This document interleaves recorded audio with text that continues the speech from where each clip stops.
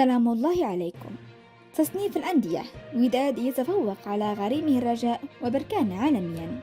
احتل فريق الوداد الرياضي المركز 62 عالميا في التصنيف الدولي الذي أصدره الاتحاد الدولي للتاريخ والإحصاء FFHS، والذي يخص النتائج لآخر 12 شهرا، متقدما على فريقي النهضة بركان والرجاء الرياضي. واحتل ممثل الشرق المركز 127 عالميا، بينما جاء الفريق الأخضر في المركز 133. ونجح فريق وداد الرياضي في تحقيق لقب دوري أبطال إفريقيا في نسخته الأخيرة بعد فوزه على الأهلي المصري بنتيجة 2-0 على أرضية مركب محمد الخامس بالدار البيضاء، بالإضافة إلى تحقيق لقب البطولة الوطني الاحترافية في الموسم الماضي برصيد 63 نقطة.